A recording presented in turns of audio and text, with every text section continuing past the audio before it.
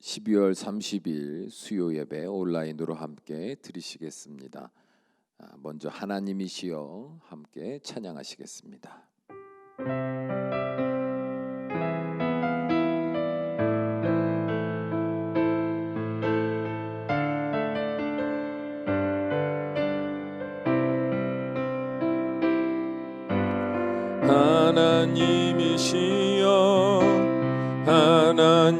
하나님이시여 주는 나의 하나님이시로다. 나의 몸과 마음 주를 갈망하며 이제 내가 주께 고백하는 말, 여호와는 나의 빛이요 여호와는 나의 구원이시니 내가 누구를 두려워하리요. 여호와는 생명의 피난처시니 주의 인자가 생명보다 나음으로 내 입술이 여호와를 찬양하리. 내 평생에 주를 찬양하며 주의 이름으로 내 손 들리라. 여호와는 나의 빛이요 여호와는 나의 구원이시니 내가 누구를 두려워하리요. 여호와는 생명의 피난처시니 주의 인자가 생명보다 나음으로 내 입술이 여호와를 찬양하리. 내 평생에 주를 찬양하며 주의 이름으로 내 손 들리라.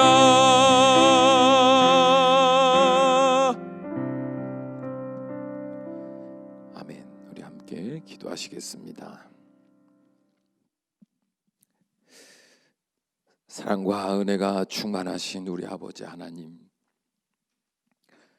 한 해를 돌이켜 생각해 보면 하나님은 때를 따라 우리에게 가장 귀한 생명의 말씀들을 활짝 열어 선물로 보내주신 줄로 믿습니다. 다만 우리가 그 말씀을 귀히 여기지 못할 때가 많아 하나님이 이미 알게 하셨고 이미 회복케 하실 놀라운 은혜를 베풀어 주셨음에도 불구하고 우리가 그 은혜를 마음껏 누리지 못했던 것들이 후회로 남는 시간들이 많았지만, 그럼에도 불구하고 다시 한번 주의 말씀을 오늘도 허락하여 주셔서 우리로 하여금 새 날에 놀라운 축복을 누릴 수 있는 기회를 열어주신 것을 믿습니다. 바라기는 주님께서 말씀을 열어주실 때 성령 하나님께서 함께하여 주셔서 전하는 자나 듣는 자에게 있어 우리 안에 믿음이 되게 하시고 능력이 되게 하시고 살아갈 소망이 될 수 있도록 은혜로 더하여 주셔서 이 말씀이 우리의 인생을 전혀 다른 인생으로 바꿔놓는 복된 시간이 될 수 있도록 축복하여 주시옵소서. 우리 주 예수님의 이름으로 기도합니다. 아멘. 말씀 보시겠습니다. 오늘 함께 보실 말씀은 디모데전서 1장 12절에서 17절까지의 말씀입니다. 디모데전서 1장 12절에서 17절까지의 말씀, 우리 한 목소리로 함께 읽습니다. 나를 능하게 하신 그리스도 예수 우리 주께 내가 감사함은 나를 충성되이 여겨 내게 직분을 맡기심이니 내가 전에는 비방자요 박해자요 폭행자였으나 도리어 긍휼을 입은 것은 내가 믿지 아니할 때에 알지 못하고 행하였음이라. 우리 주의 은혜가 그리스도 예수 안에 있는 믿음과 사랑과 함께 넘치도록 풍성하였도다. 미쁘다 모든 사람이 받을 만한 이 말이여, 그리스도 예수께서 죄인을 구원하시려고 세상에 임하셨다 하였도다. 죄인 중에 내가 괴순이라. 그러나 내가 긍휼을 입은 까닭은 예수 그리스도께서 내게 먼저 일체 오래 참으심을 보이사 후에 주를 믿어 영생 얻는 자들에게 본이 되게 하려 하심이라. 영원하신 왕 곧 썩지 아니하고 보이지 아니하고 홀로 하나이신 하나님께 존귀와 영광이 영원 무궁하도록 있을지어다. 아멘. 오늘 말씀의 제목은 우리를 긍휼히 여기시는 주님입니다. 여러분은 혹시 꼰대라는 말을 들어보셨습니까? 이 말은 권위적인 사고를 가진 어른들이나 선생님을 비하하는 학생들의 은어입니다. 젊은이들은 기성세대들이 자신의 경험을 토대로 자기보다 어린 사람들에게 이런저런 말들로 지적하고 수정을 요구하는 태도를 불쾌하게 여기기 때문에 이런 은어가 만들어졌습니다. 물론 자기보다 어린 사람들에 대한 진실한 사랑에서 비롯된 조언이 아닌 비하나 경멸의 어조로 자기중심적인 생각을 강요하는 것은 제가 볼 때에도 불쾌하게 보여집니다. 그러나 자신을 사랑하는 누군가가 진실된 마음으로 조언해주는 말들까지도 무작정 거부하고 부정하려는 태도에 대해서는 문제가 있다고 생각합니다. 왜냐하면 아직은 나이가 어려 경험해보지 못한 그 세상을 경험한 자들의 실제적인 조언들은 그들의 미래의 삶에 있어서 정말 중요한 지혜가 되기 때문에 그렇습니다. 예를 들어 왜 어른들은 어린 아이들에게 공부 열심히 해라 혹은 공부가 아니더라도 성실하게 자기가 잘할 수 있는 일들을 꾸준히 해라 라고 끊임없이 이야기하는 걸까요? 어렸을 때 여러분 그런 얘기 많이 들어보셨지 않습니까? 공부해라 공부해라, 기술이라도 하나 꼭 배워라 배워라, 이런 얘기들 정말 많이 들어보셨을 거예요. 그런데 여러분이 어른이 되고 나니까 어떻던가요? 똑같은 말을 계속 내 입술에서도 반복적으로 이렇게 이야기되는 것을 여러분 느끼고 있지 않습니까? 왜 그런 말들을 하는 걸까요? 인생을 살다 보니 삶의 경험으로 깨달았기 때문이거든요. 젊었을 때 공부를 조금만 더 열심히 했어도 자신이 선택할 수 있는 직업의 폭이 넓어지는 것을 알게 되었고, 공부를 조금만 더 열심히 했어도 더 발전적이며 능동적인 삶의 결실을 맺어갈 수 있다는 것을 알게 되었기 때문에 그 이야기들을 계속 해주는 거예요.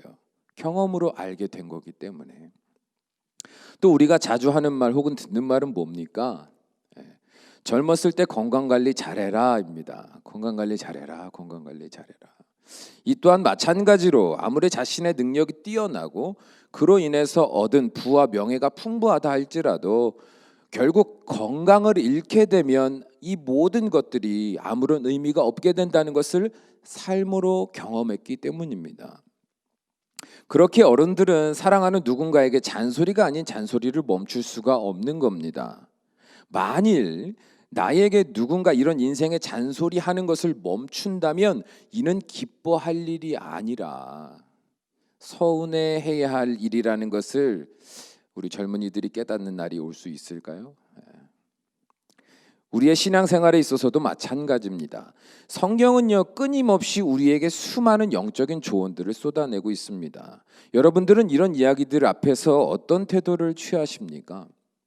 모르긴 몰라도 아마 감사한 마음으로 기꺼이 그 말씀을 받을 때보다 이런 말씀을 들으면 들을수록 마치 나의 삶을 더 절제하고 포기해야 할 것들이 늘어나는 것만 같아서 마음에 큰 부담을 느끼실 때가 많았을 겁니다. 혹은 내가 그리스도인으로서 살아가면서 이미 삶의 많은 부분에 있어서 최선을 다하고 있다고 생각하고 있는데 이것만으로는 부족하다라고 말하는 것만 같아서 마음이 불편해질 수도 있었을 겁니다. 그래서 더 이상 진지하게 그 말씀의 흐름을 쫓아가려는 의지는 사그라지고 점점 형식적인 예배의 습관만 남는 모습으로 전락해가고 있을지도 모르겠습니다. 듣기 싫은 소리를 계속 듣는 그 스트레스가 말씀을 듣는 우리의 삶에서도 경험될 수 있다 이 말이에요. 그렇다면 하나님은 성경을 통하여 우리에게 무엇을 말씀하고 싶으신 걸까요? 성경이 여러 내용들이 다양한 사건들과 맞물려서 우리에게 쏟아져 내려오는 것 같지만 여러분 성경을 자세히 읽어보면 성경에서 하는 그 말들은요 특별한 이야기들이 없어요. 어떤 규칙이나 율법적인 행동을 강요하는 내용이 하나도 없습니다. 지극히 상식적인 말들이에요. 그러나 우리는 그것을 그렇게 받아들이지 못할 뿐이죠. 젊은이들이 자신을 사랑하는 어른들의 조언을 잔소리로 듣는 것처럼 하나님이 우리에게 주시는 그 수많은 말씀들을 우리가 잔소리처럼 여기는 이유는 여전히 영적인 성숙도가 미숙하여 그 마음을 헤아리지 못하기 때문이라는 거예요. 그러므로 오늘 말씀을 통해서 그렇다면 하나님이 우리에게 무엇을 말씀하시고자 하시는 걸까? 이것을 우리가 함께 발견함으로 하나님의 말씀이 꿀송이보다도 달콤한 말씀들이 되어갔으면 좋겠습니다. 오늘 본문의 말씀을 보면 사도 바울은 디모데에게 자신의 삶에 대한 간증을 전하여 주고 있는데요. 앞서 본 본문과의 연결성을 생각해 볼 때 조금 의외의 단락이라고 생각될 수도 있습니다. 지난주에 말씀을 나누었다시피 사도 바울은요 에베소 교회 디모데를 파송했습니다. 여러 이유가 있었지만 무엇보다도 초대교회들 안에 숨어있는 이단의 교리들을 가르치는 거짓 사도들을 복음으로 몰아내고 그 거짓 복음에 속아 넘어진 성도들을 바르게 세우는 일을 맡기기 위함이었습니다. 그래서 사도 바울은 디모데에게 복음의 바른 빛을 전하며 삶의 세밀한 부분에 있어서 어떻게 선택하고 순종하며 살아가야 하는지를 가르치는 자로서의 삶을 강조했죠. 여기까지만 생각해 보았을 때 여러분이 이제 디모데의 입장이 된다면 어떤 생각을 했을 것 같습니까? 아마도 앞으로 본인이 해야 할 일들 앞에서 큰 부담을 느꼈을 겁니다. 더군다나 나이도 연소한 자였기 때문에 그런 부담은 더 컸을 수 있어요. 거짓을 전하는 자들과 싸워야 하고 그의 물든 자들을 건져내야 하고 더 나아가 복음의 바른 정도를 걸어가야 한다는 그 긴장감이 그의 마음을 무겁게 만들었을 겁니다. 절대 쉬운 일이 아니라는 걸 그도 잘 알았을 것이고 그래서 마음이 무거웠을 거예요. 그런 디모데의 마음을 사도 바울이 알았을까요? 몰랐을까요? 분명히 잘 알고 있었습니다. 왜냐하면 본인이 그런 상황을 수시로 경험하며 살아왔기 때문에 그렇습니다. 이미 경험했어요. 그 상황에서 하나님의 보냄받은 사도로서 살아간다는 것이 얼마나 힘든 일인지 사도 바울보다 더 잘 아는 사람이 어디 있겠어요. 디모데를 에베소 교회에 파송을 하고 그곳에서 그가 해야 할 일에 대하여 이야기를 할 때 사도 바울이요 이게 그냥 아무렇지도 않게 남일처럼 이렇게 해라 라고 말할 수가 없었어요. 왜요? 본인이 잘 알고 있었다니까요. 그렇게 사도 바울은요 그 길을 먼저 걸어간 자로서 디모데에게 가장 귀한 지혜를 이제 주기로 작정을 합니다. 분명히 디모데가 지금 곤란한 상황에 있을 것이고 어려운 상황에 있을 것을 알기 때문에 그렇다면 그 상황에 있어서 그에게 가장 좋은 것을 주고 싶단 말이에요. 그래서 그가 생각한 게 뭐였냐면 바로 자기 간증이었다는 거예요. 그렇다면 사도 바울은 자기 간증을 통해서 목회함에 있어서 큰 부담을 느끼고 있을 디모데에게 무엇을 말하고 싶었던 걸까요? 우리 12절과 16절 13절과 16절 함께 읽어봅니다. 13절과 16절. 우선 13절. 내가 전에는 비방자여 박해자여 폭행자였으나 도리어 긍휼을 입은 것은 내가 믿지 아니할 때에 알지 못하고 행하였음이라. 16절. 그러나 내가 긍휼을 입은 까닭은 예수 그리스도께서 내게 먼저 일체 오래 참으심을 보이사 후에 주를 믿어 영생 얻는 자들에게 본이 되게 하려 하심이라. 아멘.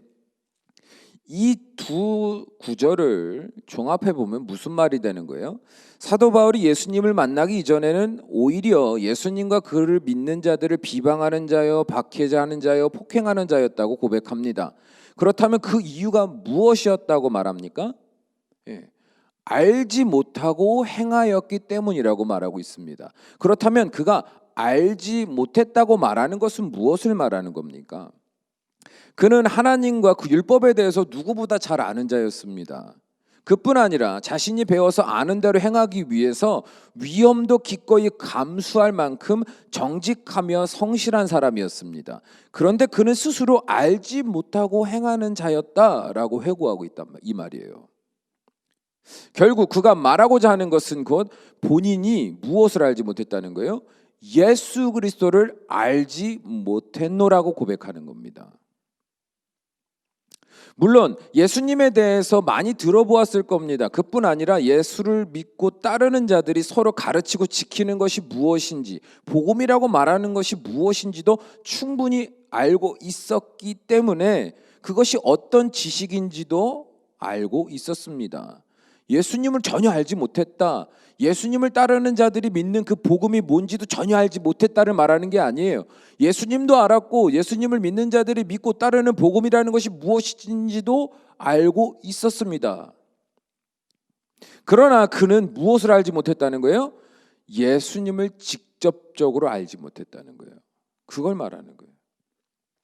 곧 그 예수님을 직접 경험함으로 인한 체험적인 경험적인 알미 없었다는 거예요. 경험을 통하여 알게 된 그 알미 없었다는 거예요.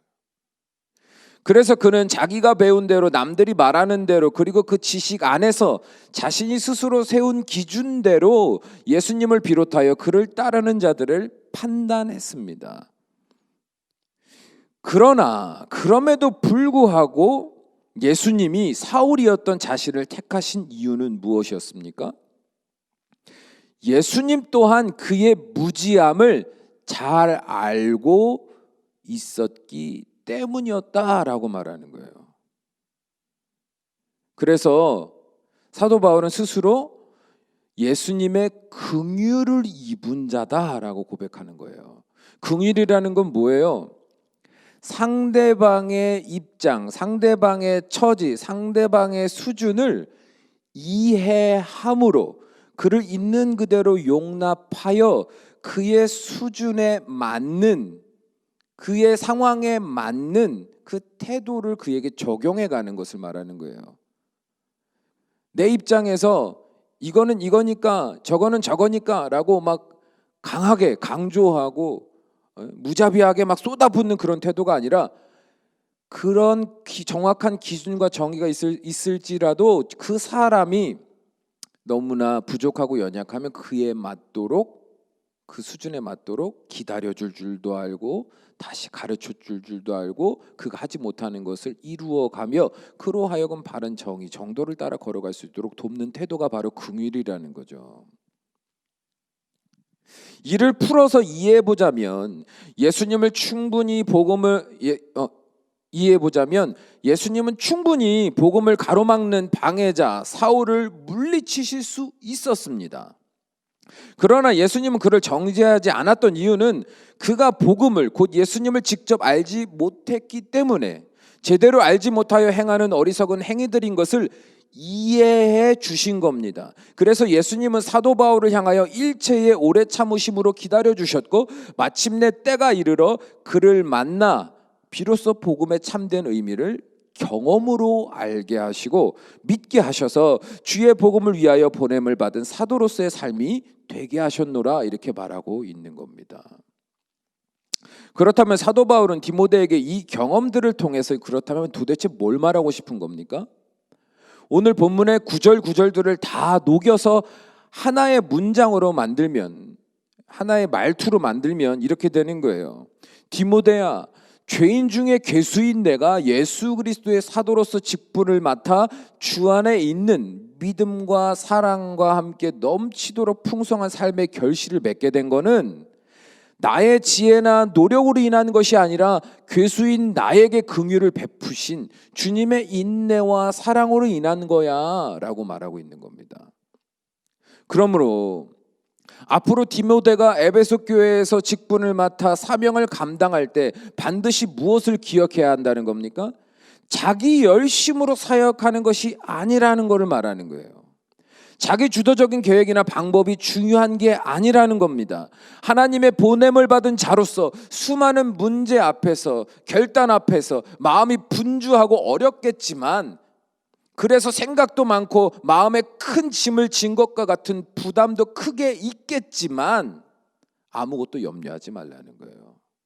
왜냐하면 사도 바울이 바울된 것은 전적인 예수 그리스도의 긍휼히 여기심으로 인한 인내와 사랑에서 비롯된 것과 같이 너의 삶에도 전적인 주의 은혜로 결국 승리의 열매를 맺게 될 거기 때문이다 라고 말하는 겁니다.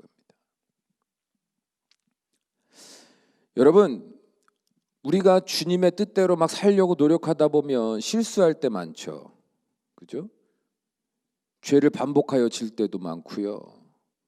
원치 않는 상처를 남에게 줄 때도 많고요.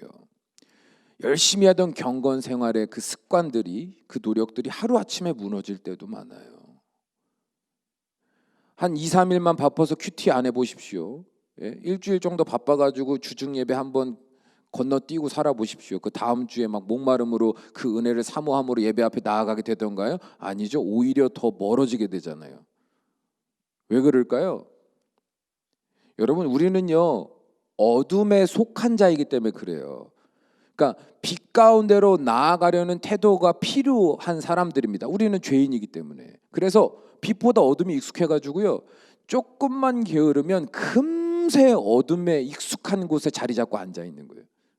그러니까 멈추면 안 된다는 거예요. 빛으로 나아가는 걸 멈추면 안 된다 이 말이에요.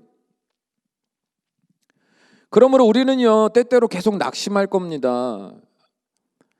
하나님이 사명을 주셔서, 직분을 주셔서 우리가 다른 이들과 함께 말씀을 나누고 막 가르치는 일을 하다가도 문득문득 사람 때문에, 상황 때문에 낙심하거나 쓰러질 때도 있을 거예요. 그런데 이제 사도 바울은 뭐라 그러는 거예요? 괜찮다는 거예요. 그것이 뭐라는 거예요? 그것이 너의 연약함이라는 거예요. 인정하라는 겁니다. 그 안에서 죄책감을 느끼고 내가 또다시 실수하면 어떡하지, 실패하면 어떡하지, 불안해하지 말라는 거예요. 왜요? 우리는 주 예수 그리스도의 긍휼을 계속 입을 자들이기 때문에. 주님이 우리 연약함을 아시고 쓰신 거잖아요.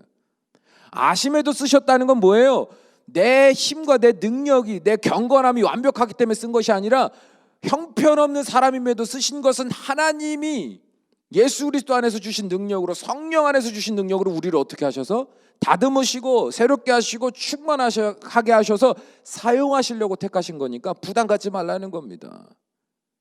진실된 마음으로 회개하되 정직한 마음으로 엎드리되 그 이후의 모든 날들에 대해서는 염려하지 말라는 거예요. 우리 주 예수님께서 긍휼로 우리를 대하시기 때문에 우리의 연약함을 이해하시고 그 연약함을 뛰어넘을 능력을 더하실 거기 때문에 걱정하지 말라는 거예요. 그러니까 마음에 부담 느끼지 말고 나를 보아라. 내가 오늘날 사도가 된 것처럼 너에게도 하나님이 사도로서, 직분자로서 감당할 능력을 주실 거니까 힘내라 라고 자신의 경험을 토대로 이야기해 주는 거예요. 성경에 등장하는 수많은 믿음의 선배들이 한결같이 오늘을 살아가는 우리에게 무엇을 말하여 주고 있다고 생각하십니까? 먼저 그 믿음의 길을 걸어간 사람들이 우리에게 끊임없이 반복적으로 무엇을 말하여 주고 있냐 이 말이에요. 이런저런 말을 많이 하는 것 같지만 결국 그들은 모두 사도 바울과 같은 똑같은 말들을 우리에게 전해주고 있는 겁니다. 첫째로, 내가 그리스도인이 된 것과 사명을 받은 자 된 것은 전적으로 하나님의 긍휼로 인한 것이다. 둘째로, 그러므로 내가 앞으로 살아갈 모든 날들 가운데 어떠한 환경에 처할지라도 두려워하지 말고 내가 해결해야 한다라는 근심에 빠지지 말고 더 온전한 믿음을 통하여 놀라운 일을 이루실 주님을 믿고 의지하라라고 말하고 있습니다. 셋째로, 이 모든 삶의 경험들을 기뻐하며 아직 그 과정을 살지 못한 자들의 본이 되어 그들에게 증거하여 끝까지 그 길을 걸어갈 수 있도록 돕는 자들이 되라 라고 성경은 반복해서 우리에게 말하여 주고 있잖아요. 사랑하는 여러분, 성경의 이야기들이 복잡해 보이겠지만 전혀 어려운 이야기들이 아닙니다. 본문이 다르고 내용이 다르고 등장인물이 다르고 사건이 다르고 시대가 다르고 그래서 다 다른 이야기처럼 보일 수 있겠지만 한 해 동안 우리에게 주신 하나님의 말씀을요 잘 한번 되새겨 보세요. 성령님께 기도해 보세요. 그 말씀들이 어떤 의미들이 있는지, 어떤 말씀을 하고자 하시는지를 조명해 달라고 한번 기도해 보십시오. 성경의 수많은 이야기들은 결국 우리가 겸손히 주님만 의지하며 그 은혜 안에서 풍성한 인생이 되라고, 그 은혜 안에 있으면 알아서 주님이 다 하실 거니까 너희들은 걱정 말고 염려 말고 두려워 말고 쓰러져서 죄책감으로 낙심하지 말고 도망하지 말고 숨지 말고 늘 빛 가운데로 나와서 새 힘을 얻어 새 능력을 얻어 하나님이 승승장구하게 하시는 그 믿음의 승리의 길 걸어가라, 그 얘기를 계속 하시는 거다 이 말이에요. 이 관점으로 성경을 읽어보십시오. 모든 말씀이 다 하나하나가 다 축복의 말씀이며 놀라운 생명의 약속들인 것을 발견하게 될 겁니다. 그러므로 주의 말씀 앞에서 겸손히 엎드려 귀를 기울여 보십시오. 내가 그 말씀을 이해하고 적용하려는 자기주도적인 태도를 내려놓고 오직 성령 하나님께서 그 말씀의 빛으로 내 영혼을 치유하시고 내 영혼을 지혜롭게 하시고 내 영혼으로 하여금 담대히 순종하여 갈 수 있는 그 능력 주시는 것을 한번 경험해 보시라 이 말이에요. 그러면 이전에 내가 아는 지식으로 행하려고 노력했던 삶과는 전혀 다른 능력의 삶이 경험될 줄로 믿습니다.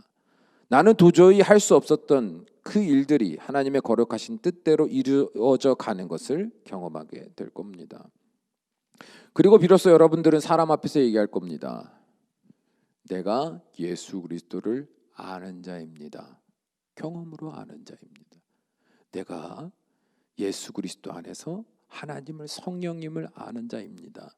내가 성령 하나님 안에서 하나님의 뜻을 아는 자입니다.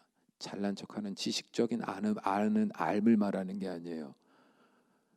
하나님의 주도하심 안에 긍휼을 입은 자로서 일체 오래 참으심으로 나에게 끊임없이 은혜를 베푸시는 그 은혜를 맛본 자로서 경험하여 알게 된 그 영적인 지식, 영적인 증거가 여러분 삶에 가득할 겁니다. 그래서 여러분들은요, 신앙생활을 하면 할수록 영적으로 메마른 제 형식만 남는 자들이 되어가는 게 아니라 겉사람은 노쇠하여질지언정 영적으로는 더욱 풍부해져서 우리를 뒤따르는 믿음의 후손들에게 본이 될 줄로 믿습니다.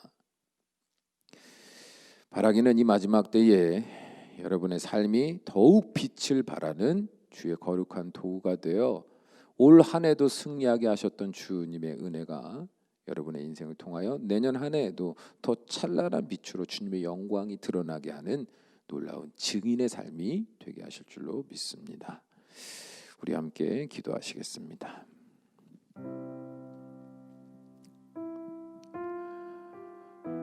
하나님의 말씀을 지식으로 받으면 하나님의 말씀을 듣고 내가 행하는 주체자로서 그 말씀 앞에 있으면 말씀은 다 숨이 막히는 이야기들이죠. 나의 상황과 상관없고 나의 처지와 상관없는 일방적인 지적, 일반적인 정죄, 심판의 말들처럼 느껴질 수 있을 거예요. 그러나 여러분, 이 말씀을 구구절절히 때마다 우리에게 전하여 주신 하나님의 마음을 한번 생각해 보세요. 과연 하나님이 이 십자가의 구원까지 주신 그 하나님이 우리를 그렇게 일방적으로 막 강요하시고 강제하시고 그렇게 우리를 숨막히도록 그렇게 쏟아부어 우리를 결박하는 하나님이실까?